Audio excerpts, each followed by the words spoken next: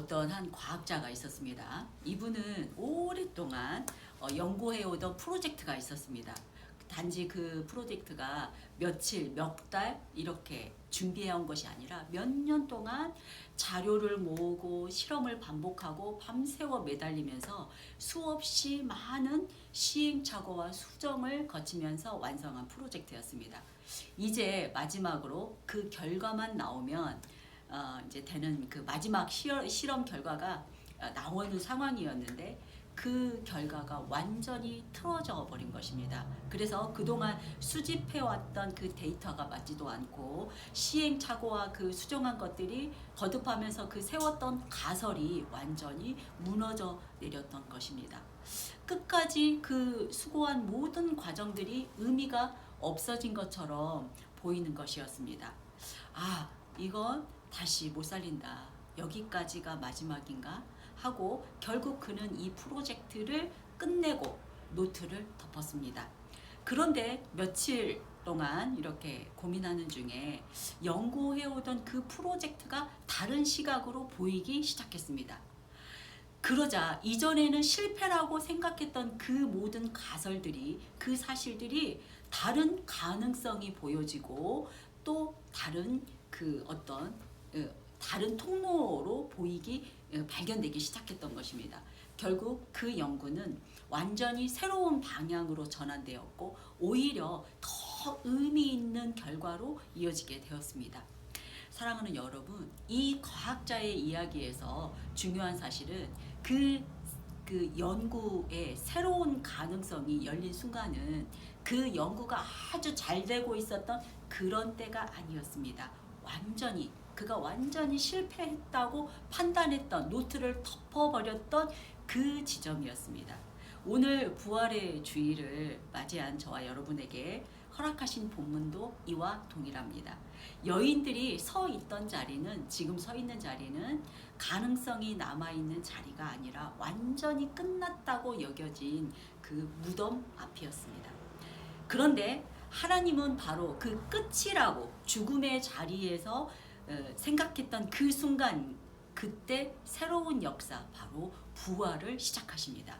그렇습니다. 하나님의 부활을 경험한 사람은 절망이 소망으로 바뀌고 눈물이 기쁨으로 바뀌고 무너졌던 마음이 다시 살아납니다. 전혀 다른 가능성을 지닌 새로운 이야기가 시작되는 것입니다. 오늘 본문이 바로 이 부활의 이야기입니다. 부활은 단순한 사건이 아니었습니다. 우리의 자리를 바꾸는 사건이었습니다. 그러므로 오늘 우리는 이 질문 앞에 서야 합니다. 나는 지금 어디에 서 있는가? 죽을 만큼 힘든 자리 혹은 실패라고 단정한 자리에 있습니까? 아니면 하나님이 다시 시작하는 자리에 서 계십니까? 우리는 모두 다시 시작하는 부활의 자리로 나아가야 합니다. 그렇죠? 그래서 이제부터 저와 여러분이 부활의 자리로 나아가기 위해서 우리는 어떻게 해야 할까? 첫 번째, 부활은 완전한 죽음에서 시작된다는 것을 알아야 합니다. 1절입니다. 안식일이 지나고 안식 후 첫날이 되려는 새벽에 막달라 마리아와 다른 마리아가 무덤을 보려고 갔더니, 아멘. 이 막달라 마리아와 다른 마리아는 예수님의 무덤을 찾아가고 있습니다. 지금의 상황을 부연 설명하자면은 전전날에 예수님이 십자가에서 못 박혀 죽으시고 그 아리마대 요셉이라는 사람이 예수님의 시체를 거두어서 자신이 그 무덤으로 쓰려고 했던 그 새로운 무덤, 새로운 동굴에 안치했습니다. 그리고 그 대제사장들과 바리새인들에 의해서 예수님의 무덤을 3일 만에 살아나리라고 예수님이 몇 번 말씀하셨기 때문에 혹시 그런 일로 사기를 칠까 싶어가지고 파수꾼들에게 3일 동안 그 무덤을 지키게 했던 것으로 27장이 마무리되었습니다. 지금의 상황은 아주 분명합니다. 예수님은 죽으셨고 무덤은 닫혀 있었고 3일이 지났습니다. 이것은 완전한 죽음입니다. 그리고 오늘은 안식일이 지난 후 첫날의 새벽입니다. 예수님의 십자가의 죽음과 또 장례와 무덤까지 따라오면서 지켜왔던 그 여인들이 예수님의 무덤으로 온 것입니다. 이제는 모든 것이 끝났습니다. 이 여인들에게 희망도 없고 또 기대도 없고 아무것도 할 수 없는 그런 상태인 것입니다. 이 장면은 아주 조용하지만 굉장히 중요한 순간입니다. 아직 부활은 일어나지 않았고 기적도 일어나지 않았습니다. 아무런 변화가 일어나지 않았습니다. 그런데 이 여인들은 어디에 서 있습니까? 네, 바로 무덤, 죽음 앞에 서 있습니다. 이들은 이 무덤을 오면서 기대하면서 온 것이 아닙니다. 예수님의 말씀이 나는 3일 후에 살아나리라는 그 기대의 말씀을 믿고 그 부활을 보려고 온 것이 아니라, 다른 이제 복음서에도 있지만 이 여인들이 그때 향유를 가지고 오고 있었던 것입니다. 이 향유를 가지고 오고 있다는 것은 부활을 꿈꾼 게 아니라 예수님의 장례를 마무리하기 위해서 향유를 가지고 온 것입니다. 이 여인들이 혹시나 예수님의 말씀대로 다시 살아나셨을까? 혹시나 기적이 일어나지 않을까 하는 그런 마음이 아니었던 것이었습니다. 완전히 끝났음을 알고 찾아간 것이지요. 그런데 아이러니하게도 부활은 그 기대하는 사람에게 먼저 오는 것이 아니라 죽음을 받아들인 사람에게 먼저 임한 것입니다. 예수님의 죽음을 인정했고 또 자신들의 기대가 무너졌음을 인정했습니다. 이 여인들은 아무것도 할 수 없음을 인정할 때 부활 신앙이 시작되고 있습니다. 그런데 우리가 스스로 그리스도인이라고 말하고 우리는 예수 그리스도의 부활을 믿는다고 말하는 우리의 모습은 어떻습니까? 우리는 겉으로는 믿는다고 말하지만 마음으로는 여전히 우리 안에 붙잡고 있는 것들이 너무나 많습니다. 나 이것을 끝까지 붙잡으려고 합니다. 내 방법을 붙잡고 내 계획을 붙잡으려고 합니다. 내 기대를 내려놓지 않습니다. 이거는 꼭 이렇게 해야 돼. 이건 절대 포기 못해. 이런 모습은 아직 내가 죽지 않았다는 증거입니다. 그래서 하나님의 일하실 수 있는 자리를 우리가 만들지 않고 있습니다. 사랑하는 여러분, 하나님은 조금 고쳐서 쓰시는 그런 분이 아닙니다. 완전히 내려놓은 그 자리에서 다시 새롭게 일으켜서 일하시는 분임을 믿으시기 바랍니다. 아멘. 그렇습니다. 부활신앙은 단순하게 나는 부활을 믿는다가 아니라 내 안에서 나를 죽이는 작업이 먼저입니다. 무엇을 죽여야 합니까? 내 자존심, 내 계획, 내 욕심, 내 기준, 내가 통제하려는 마음, 이러한 것이 죽지 않으면 부활은 우리 안에서 경험되지 않습니다. 왜냐하면 부활은 완전한 죽음 이후에 일어난 사건이기 때문입니다. 그래서 오늘 우리는 이 질문을 스스로에게 해야 합니다. 나는 아직 붙잡고 있는 것이 무엇인가? 무엇을 내려놓지 못하고 있는가? 하나님께 맡긴다고 말하지만 내가 여전히 붙잡고 있는 것, 포기한 것 같지만 속으로는 놓지 못하고 있는 것이 있지는 않은지 스스로에게 점검해야 합니다. 부활을 경험하고 싶다면은 먼저 나를 살리려고 하지 말고 나를 죽이십시오. 지금 결단해야 합니다. 주님, 이제 붙잡지 않겠습니다. 내 안의 것을 죽이겠습니다. 사랑하는 여러분, 죽지 않으면 부활은 없습니다. 저와 여러분에게 이제 모든 것을 내려놓고 내 안에 나를 죽이는 은혜가 있기를 주님의 이름으로 축원합니다. 아멘. 사랑하는 여러분, 오늘 본문의 여인들은 무덤을 보러 갔습니다. 끝났음을 인정하고 간 것입니다. 그리고 바로 그 자리에서 부활의 경험을 하게 됩니다. 혹시 지금 죽을 만큼 힘드십니까? 여러분의 삶이 끝났다고 느껴지십니까? 관계가 끝난 것 같고 사역이 막힌 것 같고 믿음이 무너진 것 같습니까? 하나님은 바로 그 자리에서 일하십니다. 아멘입니다. 무덤이 있어야 부활이 있습니다.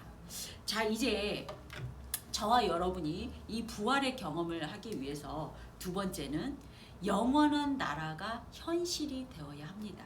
2절에서 4절까지의 말씀 다 같이 읽어보겠습니다. 큰 지진이 나며 주의 천사가 하늘로부터 내려와 돌을 굴려내고 그 위에 앉았는데 그 형상이 번개 같고 그 옷은 눈같이 익거늘 지키던 자들이 그를 무서워하여 떨며 죽은 사람과 같이 되었더라. 아멘. 그곳은 예수님의 무덤에서 놀라운 일이 일어납니다. 지진이 일어나고 천사들이 막 예수님의 무덤을 막고 있던 큰 돌을 굴려서 열고 그 위에 앉아 있습니다. 지금 천사들의 모습은 번개같이 막 번쩍번쩍하고 천사의 옷이 하얗고 빛이 납니다. 우리가 상상해 볼 수 있지요.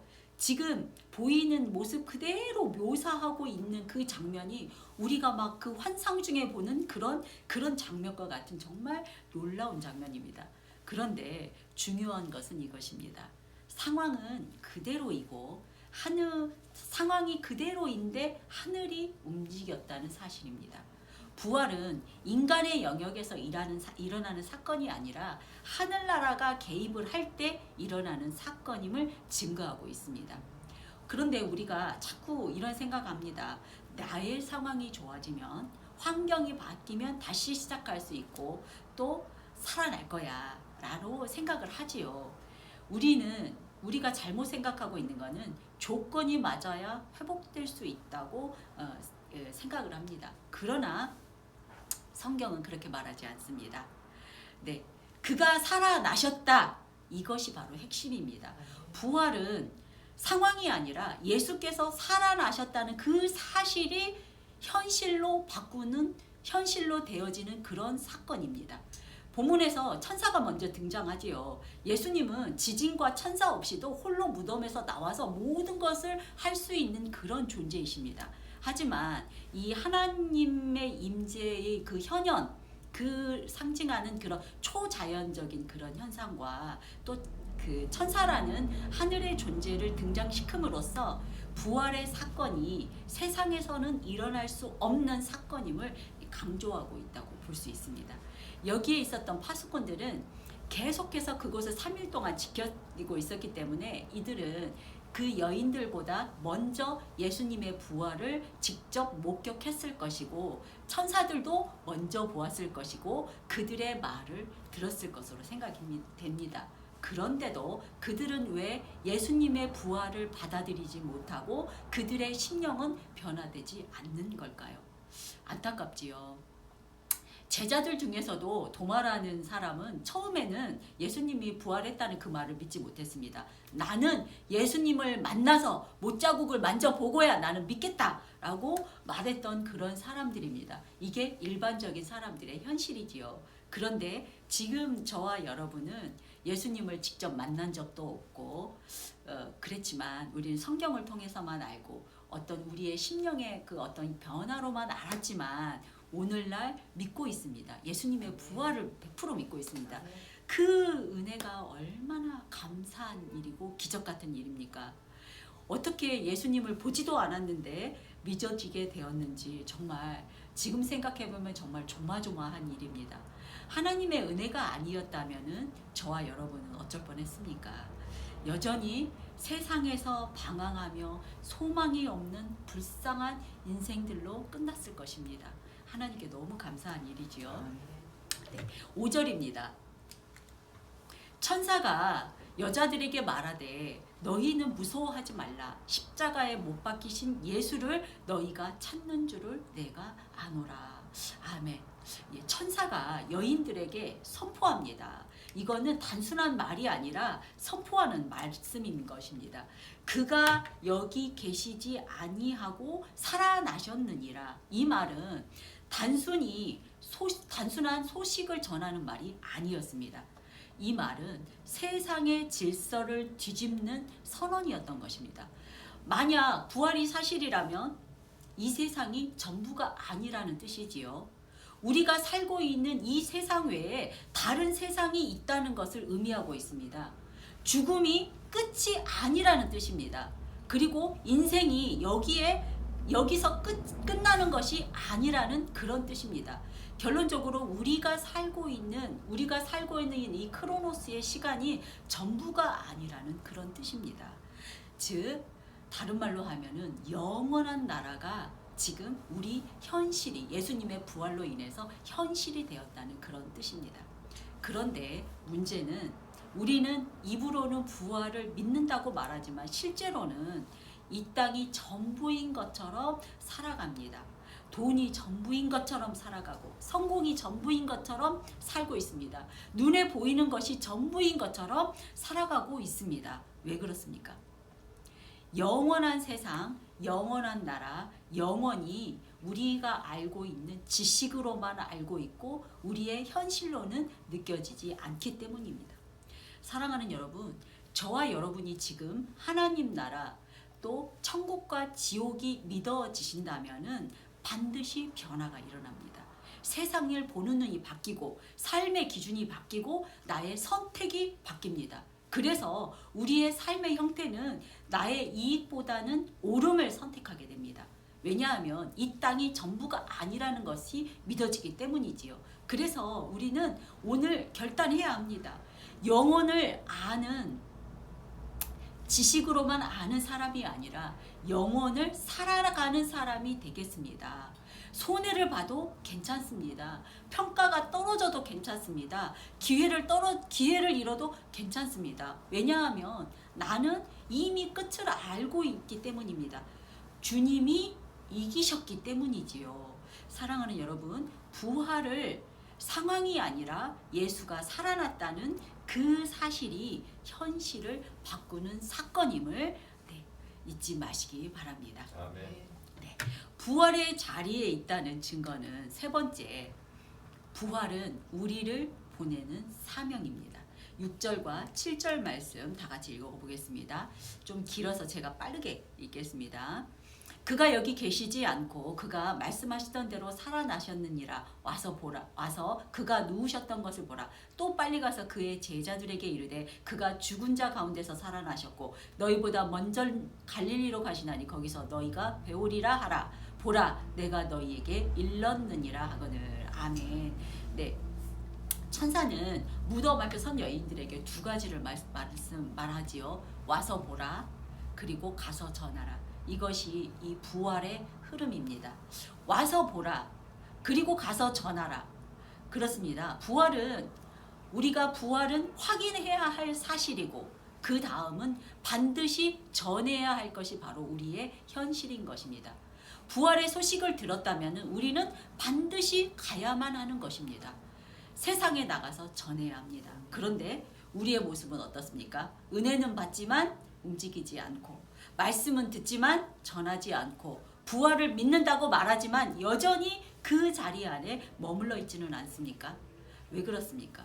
부활이 현실이 아니고 아직 내 이야기가 아니기 때문입니다. 그런데 오늘 본문에서 여인들은 달려갑니다. 8절 보겠습니다. 그 여자들이 무서움과 큰 기쁨으로 빨리 무덤을 떠나 제자들에게 알리려고 다름질할세. 아멘. 여인들은 달려갔다고 합니다. 이것이 부활을 만난 사람의 모습입니다. 이들은 두려움이 완전히 사라졌기 때문에 달려간 것이 아닙니다. 두려움보다는 더 큰 현실이 생겼기 때문에 달려간 것입니다. 사랑하는 여러분, 부활이 현실이 된 사람은 가만히 있을 수가 없습니다. 침묵할 수도 없고 머물 수도 없고 전하지 않을 수 없습니다. 왜냐하면은 나를 살리신 그 생명이 다른 사람에게도 흘러가야 하기 때문입니다. 그러므로 우리는 오늘 또 결단합시다. 한 사람이라도 좋습니다. 내가 그 사람을 품고 기도하고 복음을 전하겠습니다 하고 결단합시다. 부활을 만난 사람은 반드시 움직입니다. 이제는 주님의 은혜를 흘려보내는 삶을 살아가겠다고 이렇게 결단하며 나아갑니다. 이 결단으로 나아가는 그 저와 여러분이 되기를 주님의 이름으로 축원합니다. 네, 사랑하는 여러분, 이것이 부활을 믿는 사람의 삶입니다. 부활을 믿는 사람의 그 삶의 결론은 무엇일까요? 네, 마지막입니다. 부활 신앙의 결론은 우리 전도사님이 빼먹었지만 네 번째, 부활 믿음은 평안입니다. 9절과 10절 말씀 다 같이 읽어보겠습니다. 예수께서 그들을 만나 이르시되 평안하냐 하시거늘 여자들이 나아가 그 발에 붙잡고 경배하니 이에 예수께서 이르시되 무서워하지 말라. 가서 내 형제들에게 갈릴리로 가라 하라. 거기서 나를 보리라 하시니라. 아멘. 네, 여인들이 달려가는 길에 부활하신 예수님을 만납니다. 그리고 그 예수님은 이렇게 말씀하십니다. 평안하냐? 두려워하지 말라. 이것이 바로 부활신앙의 결론입니다. 예수님을 만난 참된 부활신앙은 우리 안에 평안을 가져옵니다. 왜 평안합니까? 죽음을 이기신 분이 함께 하시기 때문입니다. 미래가 보장되었기 때문입니다. 심판을 두려워하지 않아도 되기 때문입니다. 그래서 부활을 믿고 의지하는 사람은 상황 때문에 흔들리는 것이 아니라 주님 때문에 평안합니다. 어떤 직장인이 회사에 잘 다니다가 회사가 어려워지면서 갑자기 구조조정의 대상이 되었습니다.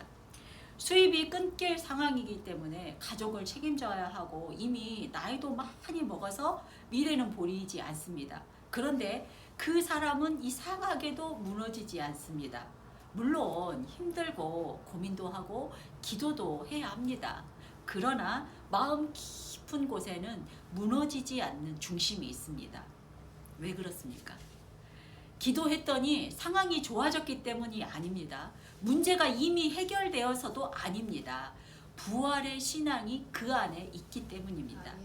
그는 하나님이 살아계시다는 것과 내 인생이 하나님의 손 안에 있다는 것을 굳게 믿고 있었고 끝은 이미 우리는 하나님 나라, 영원한 나라에 이미 정해져 있다는 것을 알고 있기 때문에 불안할지언정 인간이기 때문에 불안합니다. 그러나 무너지지 않았던 그런 믿음이 있었던 것입니다. 사랑하는 여러분, 부활이 믿어지신다는 것은 단순히 예수님이 살아나셨다라는 그 정보를 우리가 지식으로 아는 것이 아닙니다. 이미 일어난 현실 위에 우리가 서 있는 것입니다. 그래서 저와 여러분은 스스로에게 질문해야 합니다. 나는 무엇을 위해 살고 있는가? 나는 무엇을 붙잡고 있는가? 나는 영원한 하나님 나라를 준비하며 살아가고 있는가? 세상의 많은 사람들은 오늘만을 위해서 살고 눈에 보이는 것만 쫓고 살다가 결국은 죽음 앞에서 모든 것을 다 내려놓고 갑니다. 돈이며 가족이며 다 내려놓고 가지요. 그런데 부활을 믿는 사람은 달라야 합니다. 똑같이 오늘을 살아가지만 영혼을 바라보고 살아가야 합니다. 그래서 삶이 달라집니다. 이런 사람은 손해를 봐도 무너지지 않고 상황이 흔들려도 방향이 흔들리지 않습니다. 결과보다는 영혼을 택하는 삶을 살아가는 것입니다. 이것이 바로 부활 신앙입니다. 결론적으로 부활 신앙은 그래서 평안함으로 인도함을 받습니다. 아멘입니다. 결론입니다. 사랑하는 여러분, 오늘 말씀을 통해서 우리는 분명히 알게 되었습니다. 부활은 죽음의 자리에서 시작되고 영원히 현실이 될 때 경험하게 되며 결국 우리를 사명자로 보내는 능력이라는 사실입니다. 그리고 결론은 하나입니다. 평안입니다. 우리 안에 우리는 평안입니다. 사랑하는 여러분, 이제 다시 질문 드리겠습니다. 나는 지금 어디에 서 있는가?